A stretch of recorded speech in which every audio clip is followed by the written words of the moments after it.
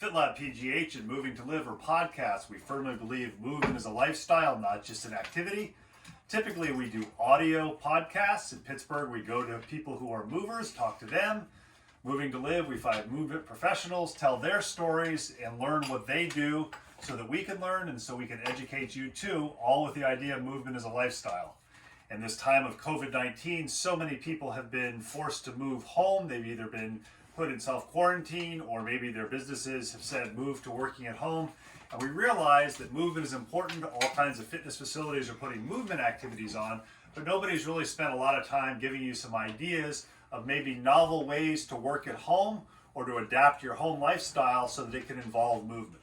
So I've been fortunate or unfortunate enough since I started working at California University of Pennsylvania to work from home after the second year I was there. So I've been working from home for almost 15 years. There's some positive effects, as everybody's finding out. There's some negative effects. One of the biggest positive effects for me, you can probably see over here, you'll see a couple of dogs, and that'll explain how I've set up my office somehow.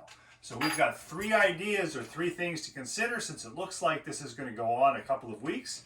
The first idea is think about experimenting with a standing desk. Now, some people say standing is or sitting is the new smoking. We really don't agree with that, but if you can stand, you find that you're active. I've actually talked to a number of people.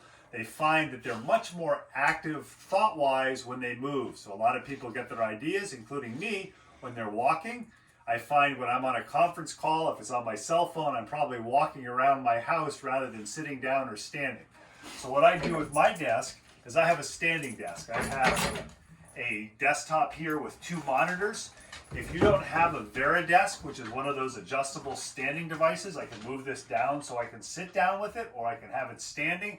Then try different size or heights of cardboard boxes and books so you can get an idea of whether or not you like it. What you're looking at is you'd like to have your keyboard where your elbows are bent to about 90 degrees or maybe a little bit greater angle. And if you look, when my hands are on the keyboard, my wrists are not cocked into a flex position or an extended position. They're quite neutral. So you can adjust the height with that with different length or different size books, different sized cardboard boxes. And if you like it, then what you can do is you can potentially purchase a VariDesk, which is adjustable and sits on top of another desk. The second thing that I've learned is just like sitting, it's very easy to slump. If I spend some time standing, it's very easy to get in a position of rather uncomfortable posture or stand there with my knees locked. So I started experimenting probably the second or third year with standing desks with different types of wobble boards. One of my favorites was an Indiegogo project. This is a Fluidstance. For those of you in the rehab setting or the fitness setting, it doesn't have a whole lot of wobble like a fitness wobble board, but you can just kind of sit there, you can move around with it, and you shift your weight, brings into play a little bit of muscle activation. And look, it's fun. Not everybody enjoys everything about their job, so doing something on a balance board is kind of fun. What I realized, and you'll see in a picture in just a second, is with dogs at home, they sometimes like to be around me. And unfortunately, a dog that I've since lost liked to lie with her nose on my toes, and I was afraid I would squish her. So when my dogs are around, I don't use the Fluidstance.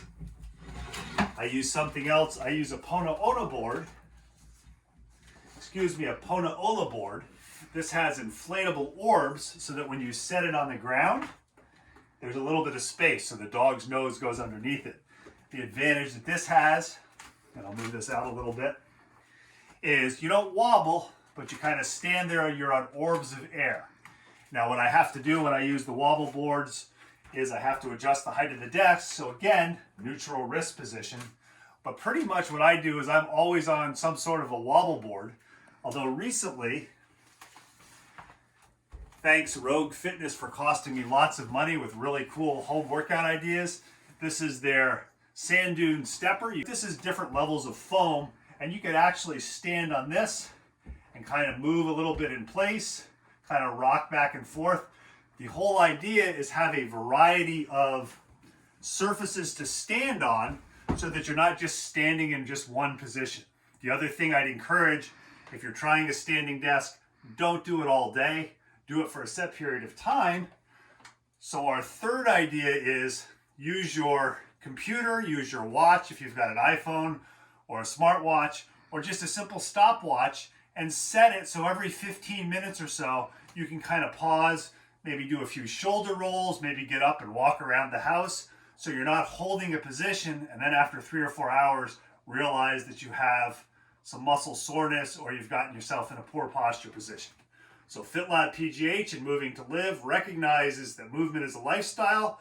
We have to work. If we're working from home, try these 3 tips: a standing desk, minimizing how much time you stay in one position, no more than 10 or 15 minutes at a time, and different things to stand on to give you different surfaces so you can help keep your muscles active. Another podcast that we're bringing to you a little bit different this week, working to help give you a way to work from home and to stay productive.